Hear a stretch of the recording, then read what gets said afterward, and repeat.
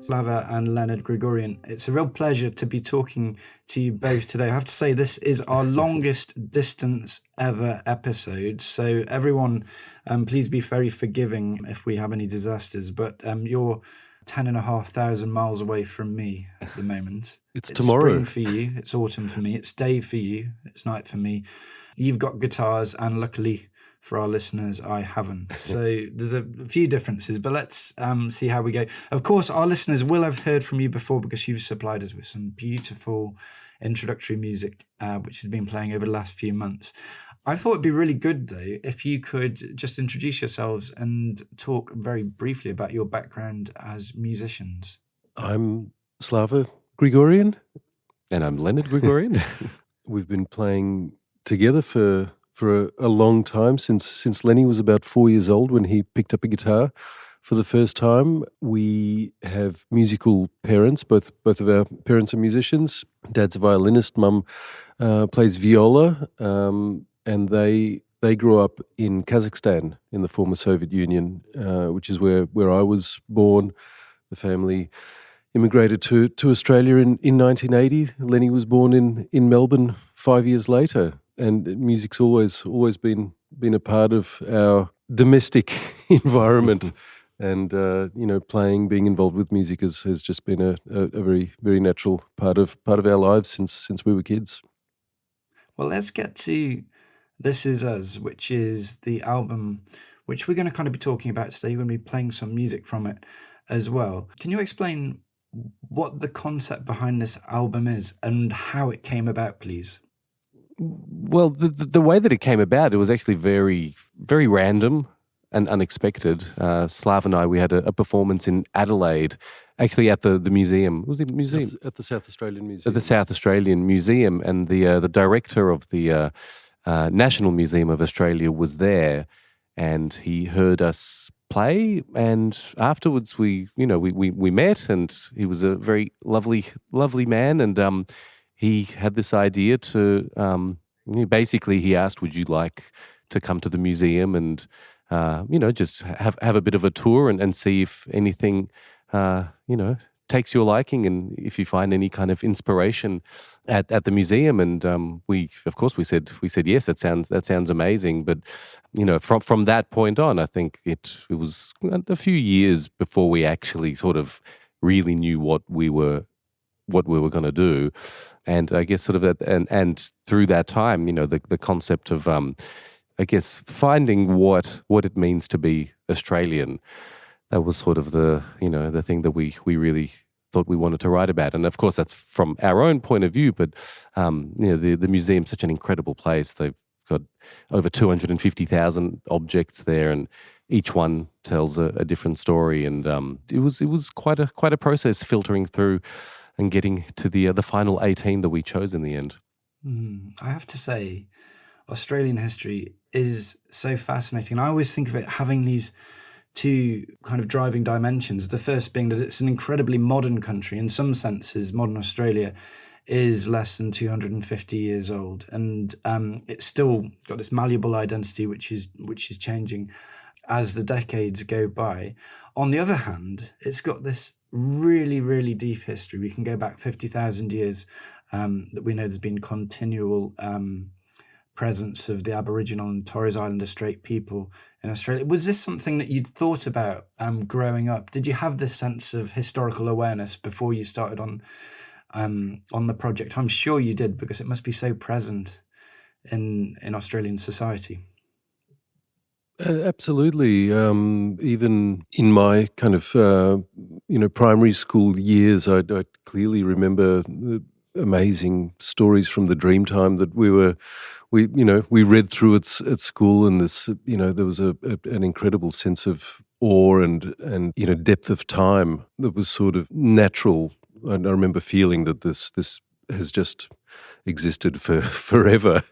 And it's wonderful that it's becoming more and more ingrained into our culture, and the importance of this awareness is so deep. I wish we got to learn more of it as we were growing up, but it was certainly something that I think most Australians think about all the time. But that's a really interesting point that you make just there, being at school, hearing about the Dreamtime stories, because I've spoken to people of an older generation who said it just wasn't there at all. It was almost like there was a line drawn in the sand in 1788, and things started then. There's definitely a sense of changing perspectives, shifting perspectives in Australian society. I think within the last 20 years or so, Absolutely. especially, it's really, I mean, that's at school. I think we both studied all of that stuff, but it was, for me, it sort of felt like it was this a strange thing that it was, it was obviously part of who we are, but it didn't, I didn't get as much of a sense of it for some reason. But yeah, in the last 20 years, it's, there's, before any kind of event, there's an acknowledgement of a welcome to country and things of that nature. And I didn't even realize that they changed the national anthem, the words. Yeah, I think it was last year. It was Australians, all let us rejoice, for we are young and free, to for we are one and free. So that was, I didn't know that until actually a few days ago, probably because of the World Cup, actually. Well, listen, you've already mentioned that there's 18 tracks on This Is Us, all of them inspired by a particular object. I came across this album when I came across you when you were playing at our local concert venue in West London, the Royal Albert Hall. Not that I get to go there very often, but you were playing there in August, and it's a real beautiful piece of work. I have to say, I think you play with real freedom. There are moments of great intensity in the album, lots of deft expression too. From my outsider's point of view, I get the sense that you were really creatively stimulated by the project, and if I can put it in such simple terms, that you were kind of enjoying yourselves a lot in the music. Is that right? Is that a nice way of summarizing your experience of composing and playing the pieces? Yeah, very, very much so. I mean, for us, this is an unusual project for many reasons, and one being that we, over the years, we both have composed music, and original composition has always been a small part of our kind of albums and concerts. But for us to do a whole album of original music, that's definitely something very, very new for us. And then to perform, a concert of just original music as well. So that's been a lot of fun. But also, yeah, this for us, the timing of things was really lucky. This really was our COVID project. When the borders shut down year. for the when everything was unknown. Yeah, we had something to do. I mean, we both have young kids, so that we definitely had something to do anyway. but this was such an amazing, I guess, a gift.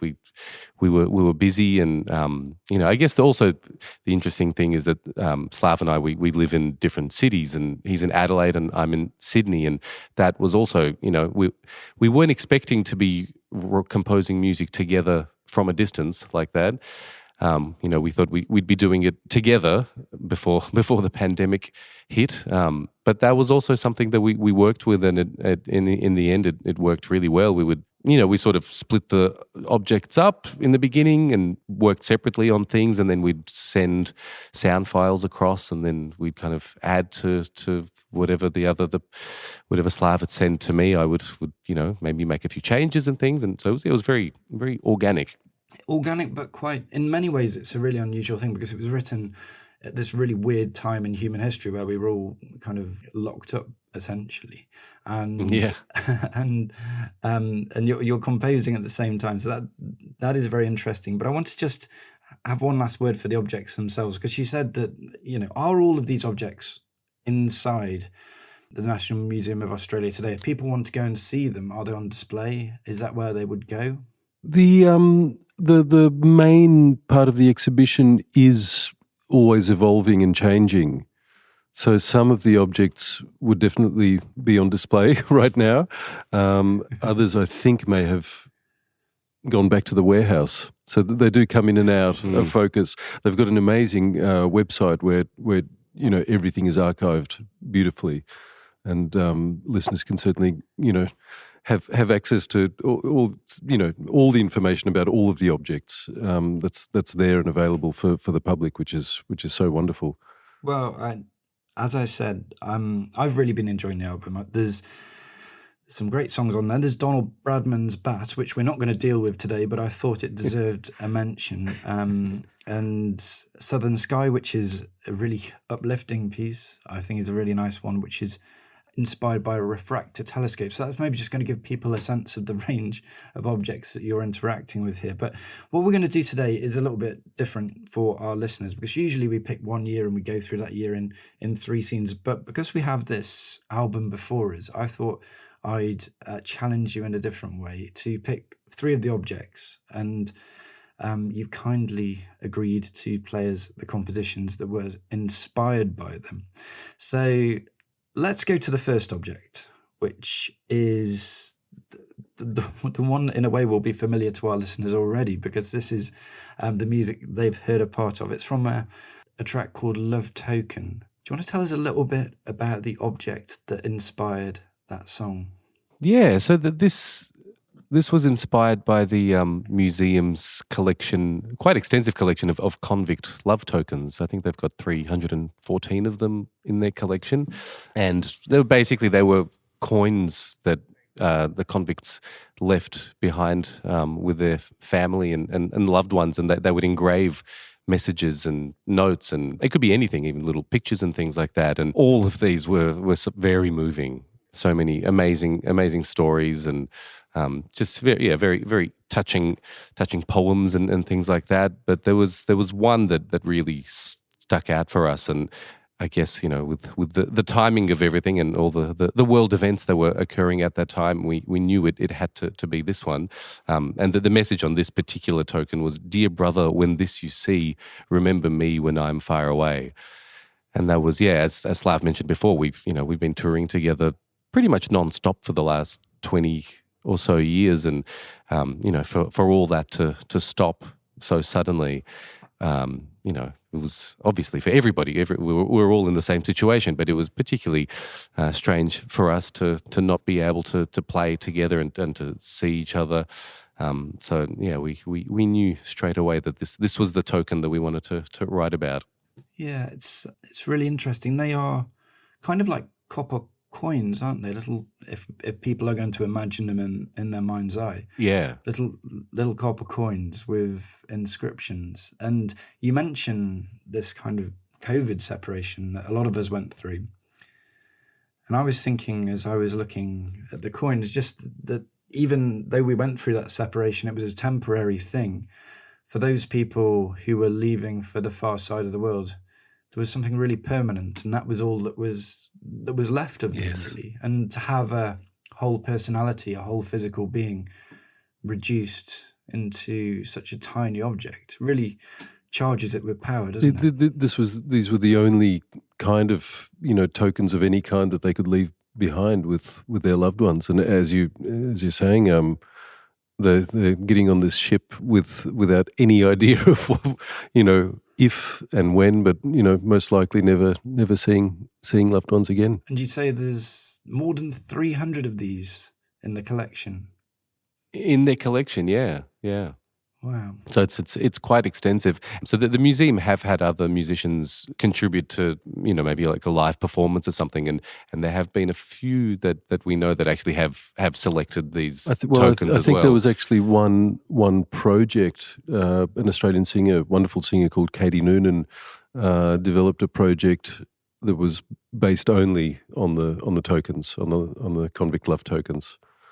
Connecting the poetry on and poignancy, the thread that obviously runs through all of these incredible messages.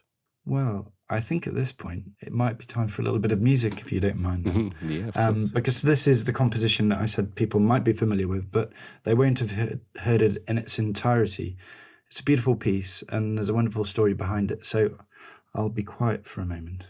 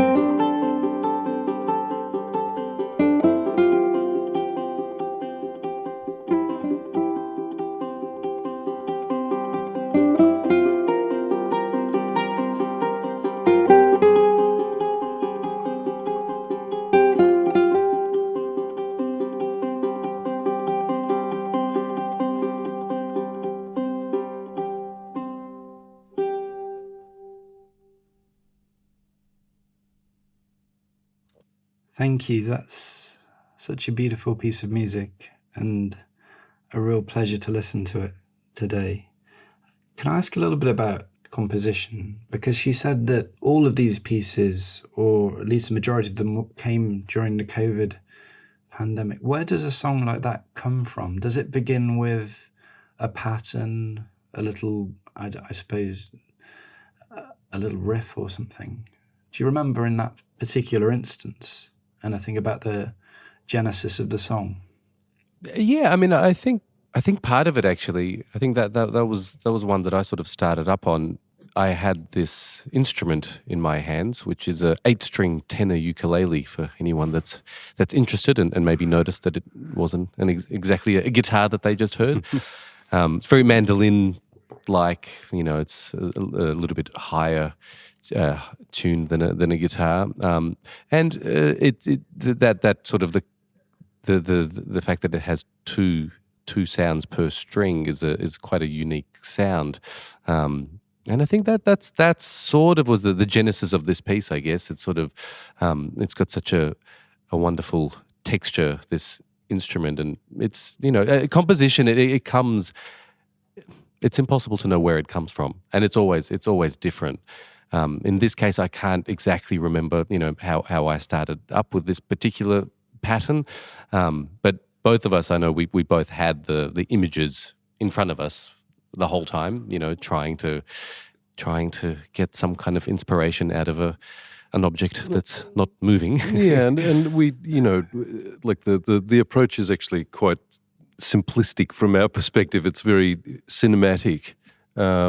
And so the kind of the story, there's a story or a narrative that we're locking onto, and imagining that we're seeing this unfold, and the music is there to complement that. In this piece, I can clearly hear the sort of the vastness of the journey ahead, the final words of farewell. Then also, in the middle section, there's that sort of, the acknowledgement of a new life that is starting and reflecting upon the past as well. So it's I think all of these pieces have that kind of, for us anyway, have that sort of connection to a story within a story. Yeah.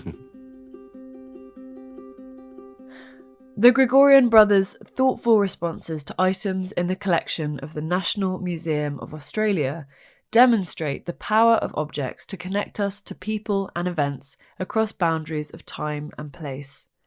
We're prompted to think about how collections are put together, and by whom, what the objects represent, and where they've travelled.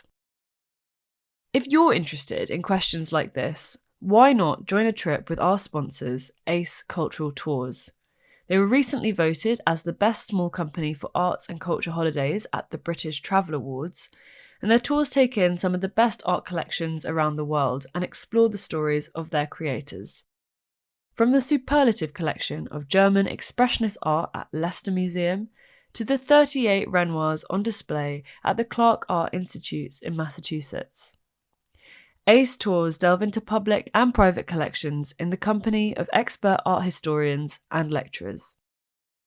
To find out more, visit the ACE website at www.aceculturaltours.co.uk. Well, for me, it's a fascinating glimpse into your mind, but let's move to the second object, which really is a story within a story. The song is called Stolen, and it comes from an object which is in itself very challenging. And could you tell us a little bit about that, please? Yes, well, the object is a very ordinary looking gate to a country property. You know, a simple sort of mesh, a very kind of cheap, ordinary looking gate with the words "boys home" on the front of it. And this belonged to the Kinchela Aboriginal Boys Training Home, which is what was up near Kempsey in northern New South Wales. Between 1924 and 1970, over 450 Aboriginal boys were taken away from their families and sent there for retraining, which is what happened for all of those decades all across Australia. In the media, all of the reporting about this was incredibly positive, about, you know, how this was such a wonderful opportunity and experience for everyone. But you know, in this case, it was the exact opposite. It was a very horrific and terrifying place. This relates, of course, to a formal piece of government policy, doesn't it? Which for many years in the 20th century was being enacted, and as you say, it leaves a terrible legacy. And to us today, it seems quite shocking that you would take children away from their parents, not only from their families, but from their culture, which I suppose in a different way, you know, there's a very different story of your own, but there is a kind of Australian story with migration, which maybe does tally in a tiny way here, not to the extent of this by any means, and they shouldn't be conflated. But I suppose, Slava, I should ask you, because you were born in Kazakhstan, you came across, and so you moved between cultures, moved between spaces. Did that maybe instinctively draw you to an object like this? That's a really good question that I haven't been asked before. It is certainly not in relation to this object. I honestly, I don't think so. For me personally, and I say this because, you know, mum and dad were very encouraging of not forgetting our culture, specifically language, and you know, it as a contrast. I mean, I certainly we know a lot of families that that found themselves here and wanted to get away from that as much as possible, and so the assimilation into what was deemed to be normal Australian culture was encouraged by many families. But we didn't really experience that with, you know, with this object. I think it was just you know, we've grown up with these stories of the stolen generation, and these, you know, people are still walking the streets of our cities here in Australia right now, and you know, they experience this. Was there a particular slogan written on the gate? I'm trying to remember off the top of my head. I think it just said boys home. Yeah. So boys home, yeah. In its simplicity, it's quite sinister in a way. Did you manage to, or were you driven to speak to anyone who attended places like this? Or was it enough and to have the object before you? Well, I mean, I think those stories have been told so much for us here anyway. We've just recently said goodbye to the great Archie Roach, who's one of the great songwriters in Australian history, and he talked about this in his experience in all of his songs, and a lot of us have grown up with those words and those feelings, very, you know, centered in our understanding of what transpired in the last couple of centuries, and with this obviously being such a big part of the 20th century. We didn't talk to anyone specifically other than the staff at the museum, and, you know, curators who have made it their kind of life's work dealing with this history. Yeah. Strikes me as well that even though an object like this is always going to have a sinister power, and especially when you know the history, there's something at the moment about, fences, gates, walls. We in the UK have a, kind of ongoing discussion about migrants crossing the channel. This idea of one space being for one person and another space being for another person, this idea of borderlands, that when you move across space, everything changes. I think these are ideas which are incredibly powerful today. And one thing, when you've described the song that you've written and inspired by this, you used the word optimism, which I thought was quite interesting. Do you want to say a word about that? Well, I mean, despite the depth of darkness in this piece and the history, there is this sense of, I guess, coming to terms with this part of our history, both from white Australian perspective and from our First Nations people, and the fact that we are acknowledging and moving forward. One of the images that we keep on thinking about is some of the surviving boys making their way to the site where this home belonging in, and they've had years of, I guess, years of life away from this home, and they've had their own families, and they've obviously some of them have coped better than others, but the sense of growing and moving ahead, and the fact that there's all of the country is behind the fact that this should never have happened, and it should never ever happen again anywhere in the world. That's where the optimistic element in this happens. They found this gate lying in a field and took it with them and gave it to the museum in Canberra, and here we are talking about this. And one of the other striking things about this is just how recent this history is. Are we talking about the 70s or something when this came to an end, this period? This particular home closed its doors in 1970. So that is very 40 recent. years or something. It was open. How long was it? So 1924 to 1970, okay, 46 years. Yeah. This was operational. This particular place. And interestingly as well, it was similar to kind of today, I guess. The whole kind of media sort of portrayal of this place was very positive. Of course, at the time, it was definitely seen as a great place for everybody to be and, to spend time in. And obviously that was all very wrong. Absolutely. Well, can I ask you to play maybe for a moment then? Of course. The track is called Stolen, and this is the piece inspired by that gate.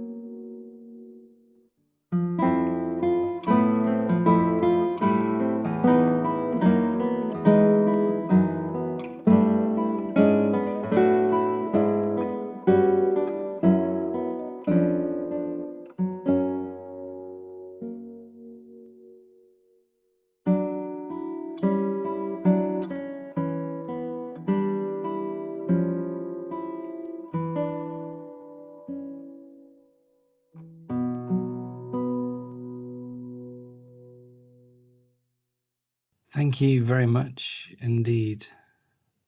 Such a treat to be sitting here listening to these songs and thinking about the stories that inspired them. Can I ask you a musical question? We'll leave the history to one side for a moment, because we'll have people listening to this thinking, what instruments are they using? How do they move through these pieces?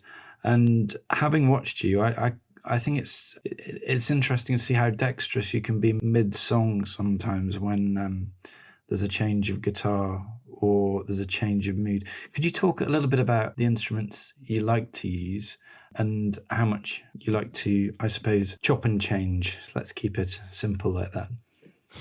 The guitars that we just played are two standard, traditionally built classical guitars. So they're kind of made in the same way that they were 120 years ago.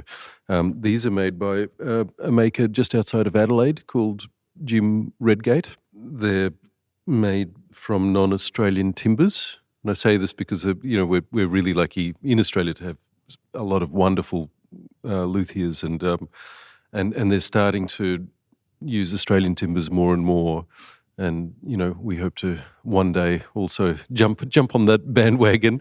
But Jim, at this stage, he's been using timbers from overseas.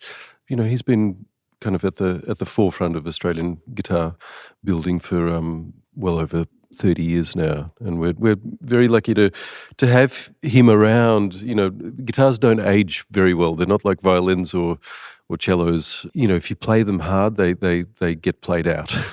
There are some amazing historical instruments that are around in the world, and they still sound fabulous because they've been, stored in the right way and not played too much. So it's great to have that as a reference point. But in general, guitars don't age as well as other string instruments.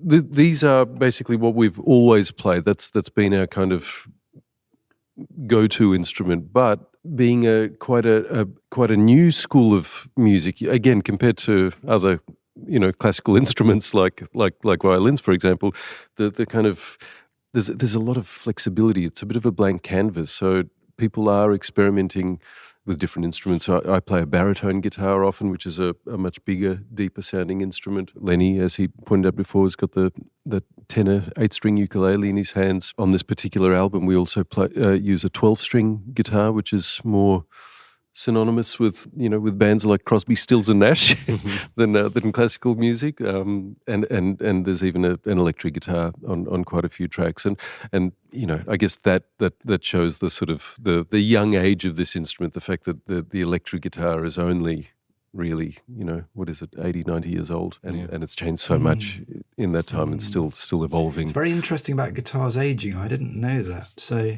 it's something for me to learn. But I know in concerts you go through the whole 18 songs. Does that require, a lot of different instruments, or is it generally just what I see in front of me now? We've got another 2 guitars that we haven't got with us today, which is the electric and the 12-string.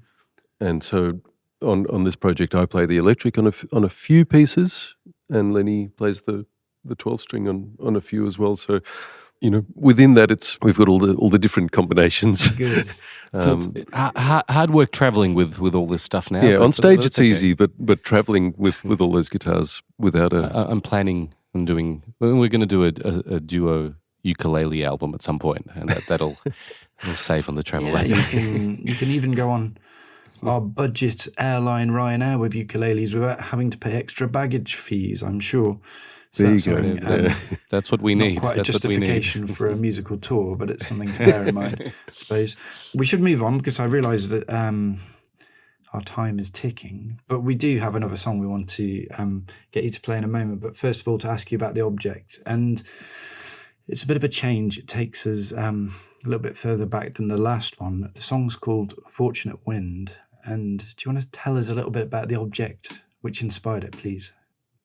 Yes, well, it's this is the stream anchor, the reserve anchor that was once attached to the Investigator, the ship that Matthew Flinders was the captain of as it circumnavigated its way around Australia, charting the coastline of Australia back in 1803. And what happened with this particular anchor was that the crew was quite ill. They were off the coast in Western Australia, and they had decided to rest and recover for a few days, and so they dropped anchors, all of their anchors, at a reef off the Western Australian coast, and a storm came out, blew up out of nowhere, and in order to save the ship, they cut the anchors off. They continued on their voyage successfully and made it back to port. So we always felt that this had to be a happy, optimistic sounding piece, hence the name. But obviously the circumstances leading to the cutting of this would have been incredibly traumatic for them at the time. As a historian of the 18th century, I quite like the fact you've called this a fortunate wind, and I suppose in earlier times it would have been called a providential wind, because this wind would have been sent along by some divine spirit to save someone in a moment of peril. And obviously, as the Enlightenment taught us all, that actually it just comes down to luck a lot of the time, which is, I suppose, a nice thing to think about. So a fortunate wind. Australia, of course, we should point out, is so enormous that it took a long time for people to actually work out how big it was and to go all the way around the outside of it. It kind of revealed itself bit by bit. And I think Flinders was the first one to go round. I'm saying this as much for our non-Australian listeners who will be saying, of course, that's right. Yeah, but yeah. So it is an interesting piece of history. I think we'd best go to the song, because I've got so many questions I could ask you. But I haven't read much about this time myself, but I do know that Baudin, the French captain, was also, there was a sort of race to chart the coast, and this French ship was also running its course and sailing around Australia at the same time. And in fact, they met, the two ships met each other quite aggressively off the South Australian coast in a place that's now called Encounter Bay. Okay. And it was a very, in the end, it was an incredibly peaceful passing of these two ships, and it was Flinders that finished the journey.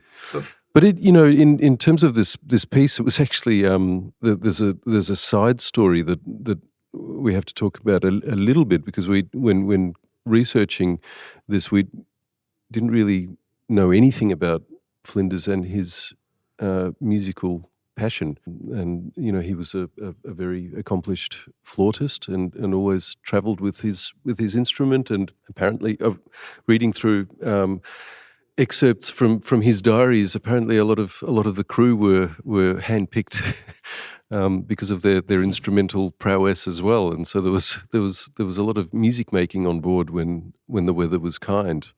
And he talks about specific pieces and composers in his diaries, things that he's reflecting on. And there's one composer called Ignaz Pleyel, who was an Austrian composer, and at the time he was as popular as Mozart, so a bit of a superstar in the world of music. And Flinders talks about his sonatinas originally for violin and keyboard, and he even talks about running through some of these on his way to Australia. When he stopped in Mauritius, he played them with the daughter of the governor of Mauritius accompanying him, playing through some of these sonatinas by Pleyel, and we took that as a cue to steal 16 bars from Pleyel's Sonatina number 2 for violin, which we can only assume that he played with the daughter of the governor of Mauritius on his way to Australia. So we took an excerpt and messed around with it a whole lot. I'm very glad you told me that story, because it was very interesting. Indeed. It just adds a lovely dimension to this history, doesn't it? Because not only have you got people bobbing around in a ship in uncharted waters, waiting for the wind to change or whatever, but they've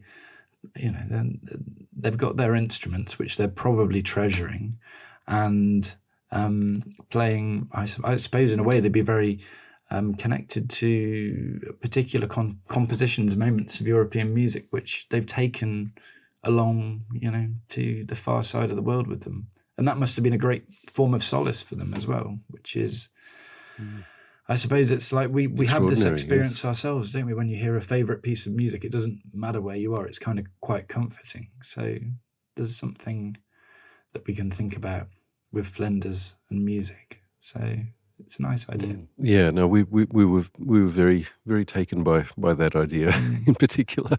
Okay. Well, please do play.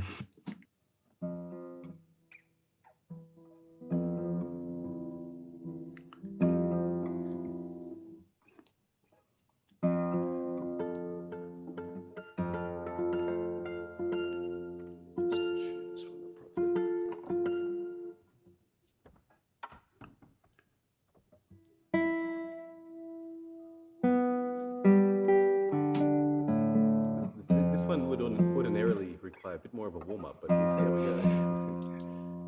go. Do you like it? A lot of notes.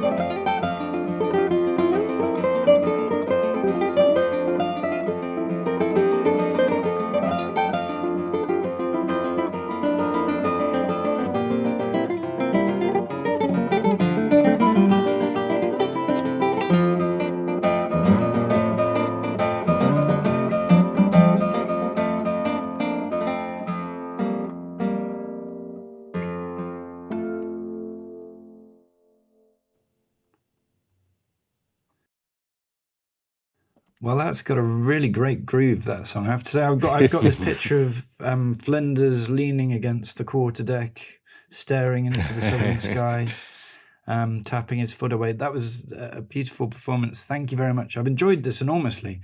I'm going to stop talking to historians and just get you to play to me each week. I think we can arrange that. Thank you very much. Did you enjoy that? Very much. Very much. Absolutely. Thank you, yeah. That's fantastic. Okay, good. Listen, we've done things in a backwards way in this episode. We usually at the end ask people to pick an object that they would like to take back after their tour through time. Of course, we've had the objects already. So with the inversion, let's continue. I've got to ask you, and I'm going to ask you briefly. I'm not going to make you set off on a tour, but if you could travel back through time, Leonard and Slava, I'll ask you separately. Is there any particular year that you would like to go and visit? For me personally, I think I would love to spend a bit of time absorbing what was happening in the early 1930s, maybe 1932. I love reading literature from that era, and musically what was happening between the wars, the kind of the changing pace of everything, Stravinsky, Bartok, jazz, and obviously in terms of politics, the incredible sort of energy and upheaval that was going on everywhere. It must have been an incredible time to have seen some of these changes, and it would have been obviously incredibly horrendous for so many people, living in many different parts of the world. Our grandmother, who's still with us, was born in 1927 and had a very difficult childhood in Russia and the Ukraine, and famines and all of that ridiculous sort of energy that must have been happening. I'd love to experience, maybe for a day or two. It's a brilliant choice. Yeah, lots happening, lots to explore. How about you, Leonard? It's sort of a similar path, I guess. But one of my biggest musical inspirations and a real hero of mine was a guy called Pat Metheny, and he was born in 1954. And I thought it'd be good to be at his birth. No, no. I mean he was that particular time for music. There was so. I mean, not the 50s so much, but I guess kind of growing up in that time and what led to music that was being produced by people like Pat Metheny and Ralph Towner and Bill Frisell.